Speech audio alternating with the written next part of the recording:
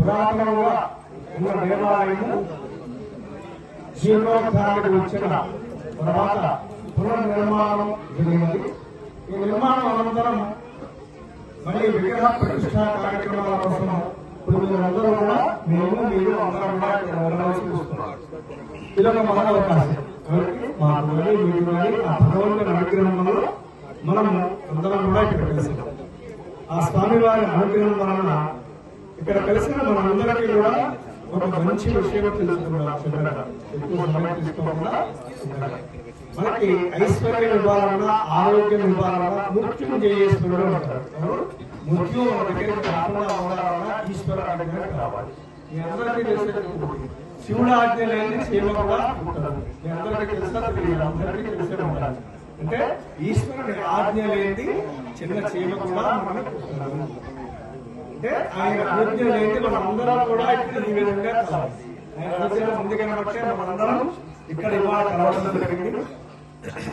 ఈ ప్రతిష్టా కార్యక్రమంలో విగ్రహాల కోసము అట్లాగే మరి కొంతమంది గుడి అభివృద్ధి కోసము వాళ్ళ కోసం అన్ని విధాలుగా అందరూ సహాయం చేసుకున్నారు. ఈ సహాయం అనంతరం ఈ రోజు ప్రతిష్ట నిమిత్తంగా ఇక్కడ మనం కలవడం జరిగింది. ఈ విగ్రహాలన్నింటికీ కూడా ఈ విగ్రహాలకు పేరేం పెట్టారు? పాత పురాతనంగా ఏందో తెలియదు. ఇప్పుడు మాత్రం శ్రీ బాల, శ్రీ అనేది ఐశ్వర్య నిత్యాక్షరం. మీరు ఇంట్లో పూజ చేసేటప్పుడు కూడా శ్రీ చేస్తారు. శ్రీ బాల అమృత మృత్యుంజయేశ్వర దేవాలయం. దీంట్లో ఎవరు ఉన్నారు? ఆయన పరివారం మొత్తం ఉంది. ఈశ్వరుడికి మొత్తం పరివారం మొత్తం ఉంది. ఒకళ్ళు ఉన్నారు, ఒకళ్ళు లేరు అంటే మొత్తం పరివారం అంటే ఒక దేవత, ఒక గణపతి ఎంత సుబ్రహ్మణ్యేశ్వర స్వామి, నాగేంద్ర స్వామి, వీళ్ళందరూ ఎవరు? శివుని పరివారం. ఆ పరమేశ్వరుడికి మొత్తం వీళ్ళందరూ కూడా పరివారం. ఇట్లా పరివారమైన వీళ్ళందరినీ కూడా మనం అధివాసాలు చేసి రేపు ప్రతిష్టా కార్యక్రమం కోసం చక్కగా మనం ముందుకు వచ్చాం. అయితే రేపు ఉదయం 7:02 యంత్ర ప్రతిష్టాపన కార్యక్రమం జరుగుతుంది. యంత్రాలన్నీ పెట్టడం, వెంటనే దాని తర్వాత ఆనుకుని ఆ విగ్రహ ప్రతిష్టా కార్యక్రమం.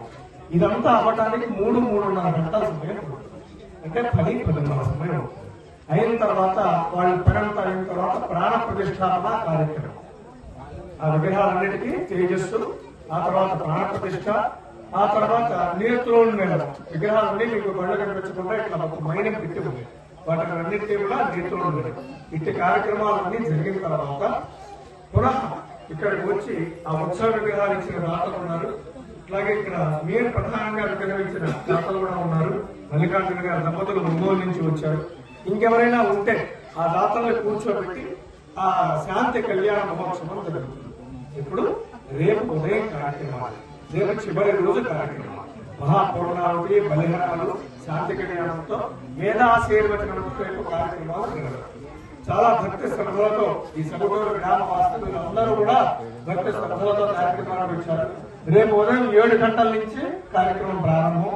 అయితే మీరందరూ రాగానే దేవాలయంలోకి ప్రవేశిద్దామని కానీ ఎవరైనా అక్కడ వద్దామని అనుకోవద్దు. 10 గంటల తర్వాత మాత్రమే మీకు ప్రవేశం ఉంటుంది. ఈ రోజు మీరు లోపలికి వచ్చానండి పంపించలేదని మాత్రం అన్యథా ఎవరు అనుకోకండి. ఎందుకంటే మీరు ఏడింటికి వచ్చినా విగ్రహ ప్రతిష్టా కార్యక్రమాన్ని చూడగలుగుతారు.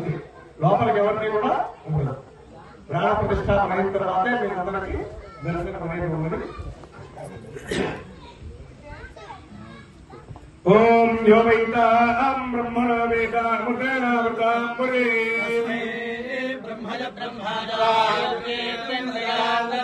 భాగధేయేనైవైనం మునయతి బ్రాహ్మణాశేయ ఉత్తరే మనోవై సర్వా దేవతా సర్వాదేవైనం దేవతాభిరుద్ధరతి వై దేవతాస్తా సర్వా వేద విద బ్రాహ్మణే వసంతి బ్రాహ్మణేభ్యో వేద విద్యో దివే దివే నమస్కుర్యాన్నా శ్రీరంగేర్తయే దేవతా ఏవ దేవతా ప్రీణోతి సర్వస్వమోదరాత్మవత్తమః సర్వస్యాత్తి సర్వస్యతి సర్వమేవ దేనాప్నోతి సర్వం జగతి సమానం భవతి సదా పురుషస్యేంద్రియ ఆయుష్యేంద్రియే ప్రతిష్టతి ఉపమాన కళ్యాణః శ్రీకుమారస్య దంపత్యోః శ్రీ బాలామృత మృత్యుంజయ స్వామి దేవతా దివ్యానుగ్రహ ప్రసాద సిద్ధిరస్తు.